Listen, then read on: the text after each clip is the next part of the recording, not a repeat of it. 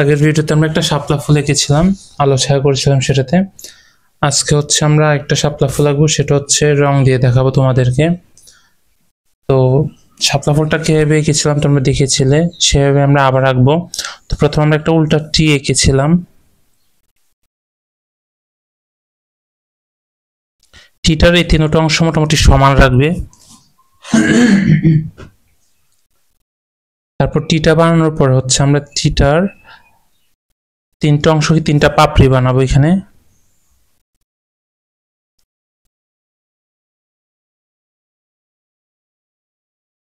তিনটা পাপড়ি বানানোর পরে এই দুইটা পাপড়ির মাঝখান থেকে এখান থেকে আমরা দুইটা অংশ উঠা দুইটা মিলাই দেব। সেমভাবে এটার দুইটা অংশ থেকে পেটের অংশগুলো থেকে উঠে তারপর আবার মিলিয়ে দেব। আবার এই দুইটার অংশ থেকে আমরা উঠিয়ে আবার মিলিয়ে দেব। এই দুইটার অংশ থেকে আমরা উঠে আবার মিলিয়ে দেব, এরকম। এরপর হচ্ছে আমরা নিচের দিকে আরেকটা পাপড়ি দেবো। এই পাপড়িটা একটু ছোট হবে উপরগুলোর তুলনা। এখানে আরেকটা দেব। এই দুটো অংশ থেকে আমরা আরেকটা পাপড়ি দেব। এটা একটু বাম সাইডে, এটা একটু ডান সাইডে। এবার যে আমাদের টিটা ছিল, আমরা টিটা পরিষ্কার করে নেব। টিটা দেওয়ার মেন কারণ ছিল আমরা যাতে শেপটা সুন্দর করে দিতে পারি পাপড়িগুলোর। আমাদের যেহেতু পাপড়ি মোটামুটি শেষ, আমরা এখন এক্সট্রা দাগগুলো পরিষ্কার করে নেব। পরে এখানে আমরা একটা ফুলের মতো দিয়েছিলাম, এখানে আরেকটা টান দিয়েছিলাম, এখানে আরেকটা টান দিয়েছিলাম। এখানে আমরা একটা চ্যাপ্টা গোল দিয়েছিলাম। পর হচ্ছে এখান থেকে আমরা একটা কলি এঁকেছিলাম। কলিটা অনেকটা এই পাপড়িটার মতোই আঁকবো। পাপড়িটার মতো দেওয়ার পর এখানে হচ্ছে আমরা ভিতরে ওয়াইয়ের মতো একটা অংশ দেব।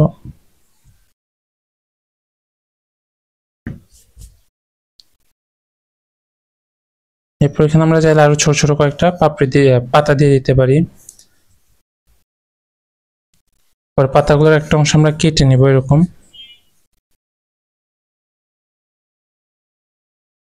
কাটার পর আমরা চাইলে পাতাগুলো একটু ঢেউ ঢেউ দিতে পারি চারপাশে, সোজা নয়, একটু ঢেউ ঢেউ দিলে ভালো দেখাবে এগুলো।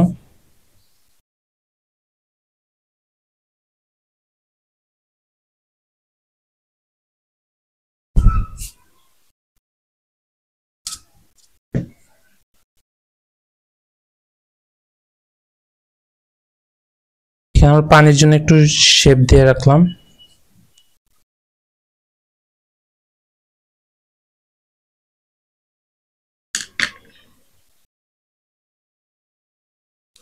এবার কালারটা শুরু করি আমরা।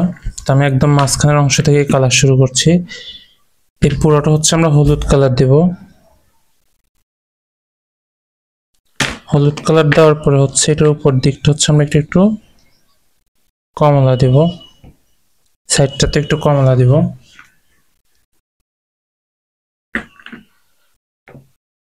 পাপড়িগুলোতে হচ্ছে আমরা গোলাপি কালার দেব।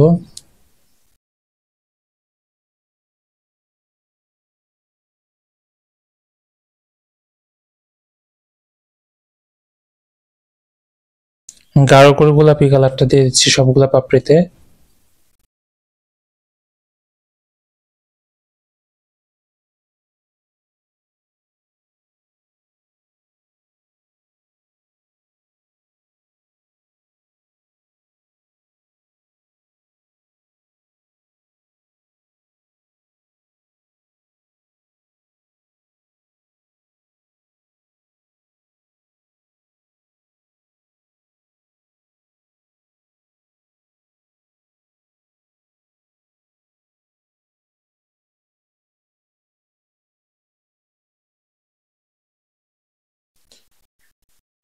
আমাদের এই চারটা অংশ ফাঁকা থাকবে, এগুলোর উপর অংশগুলো কালার হবে।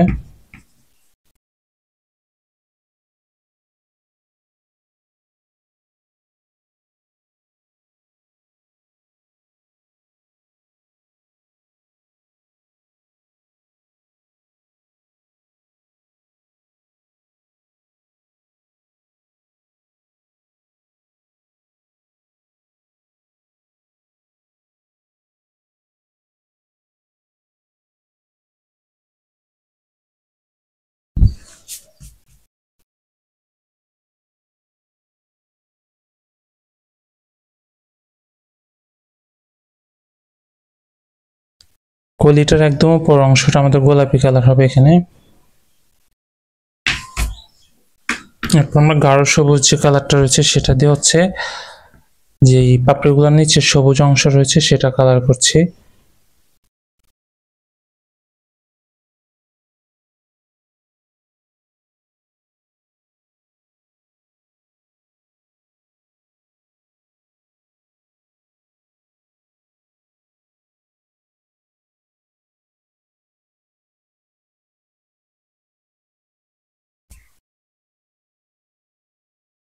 যে ডাটাগুলো রয়েছে ডাটাগুলোতে আমি সবুজ দিচ্ছি এক সাইডে, আর হচ্ছে এখানে সবুজ দিয়ে হালকা হালকা টান টান দিয়ে দিচ্ছি।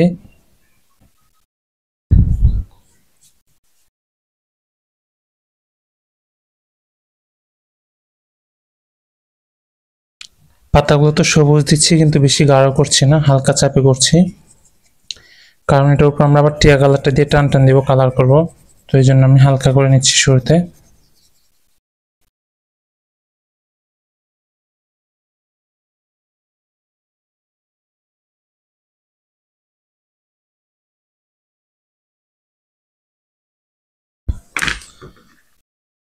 এখন টিয়া কালারটা নিয়ে আমাদের যে ডাটাটা রয়েছে ডাটাটাতে এবং যেই আশেপাশে সবুজ অংশগুলো রয়েছে সব জায়গায় এখন এই টিয়া কালারটা করে দেব। একটু চাপ দিয়ে কালারটা করব।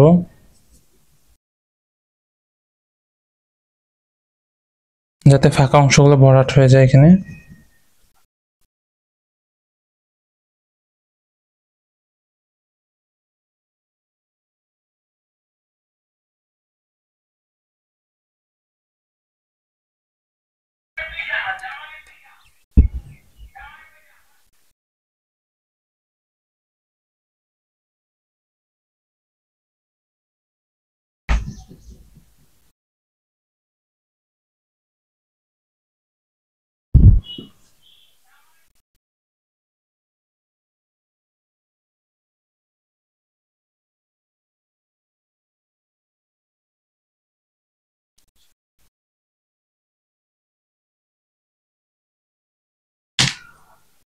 আকাশি কালারটা নিয়ে হচ্ছে আমি আশেপাশের অংশটা সম্পূর্ণটা আকাশি কালার করে নেব।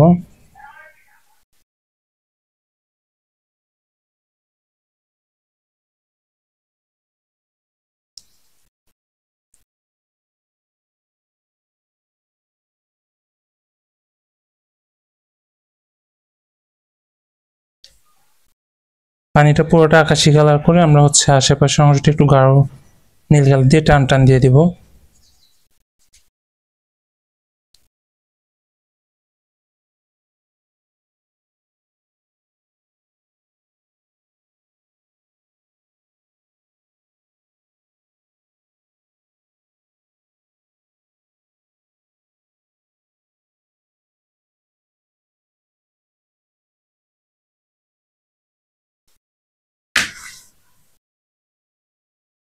এবার গাঢ় নীল রংটা নিয়ে আমি আশেপাশে পানিতে ঢেউ ঢেউ দিয়ে দেবো একটু একটু।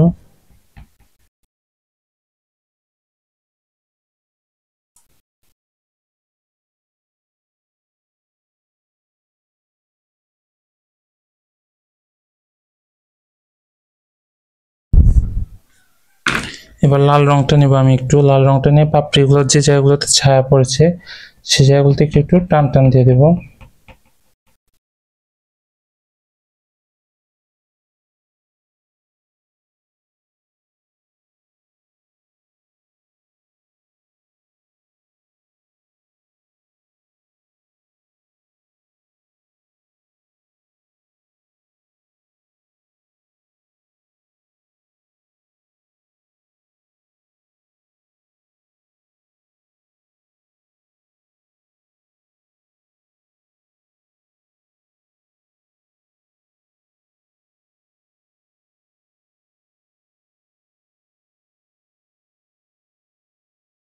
আমরা লাল কালারটা দেওয়ার পরে লালের উপর আবার পিঙ্ক কালারটা দিব যাতে লালটা মিক্স হয়ে যায় পিঙ্কের সাথে।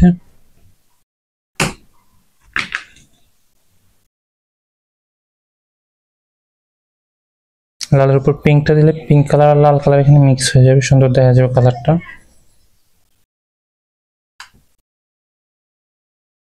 দুইটা কালারের পার্থক্য আর স্পষ্ট বোঝা যাবে না এখানে।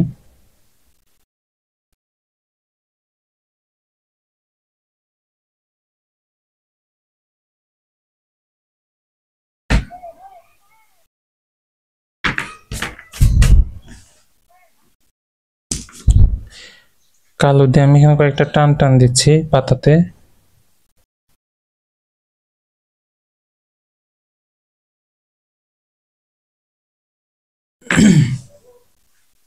এখন আমি 15B পেন্সিল দিয়ে বর্ডারটা দিয়ে দেবো। তো তোমার গাঢ় কোনো পেন্সিল অথবা হচ্ছে কালো যে রংটা রয়েছে সেটার রং পেন্সিল দিয়ে তোমরা চাইলে বর্ডারটা দিতে পারো। এখানে সুতার রংটা দিয়ে বর্ডার দিলে বর্ডার অনেক মোটা হয়ে যাবে, দেখতে খারাপ দেখা যাবে ছবিটা।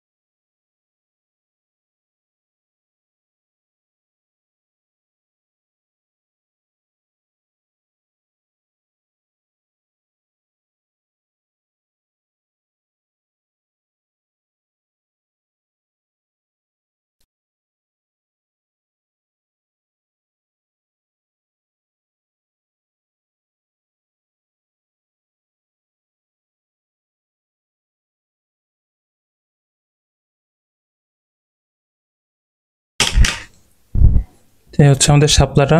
তোমরা এটা সবাই বাসায় প্র্যাকটিস করবে, আগামী ক্লাসে করে নিয়ে আসবে এটা। ধন্যবাদ সবাইকে।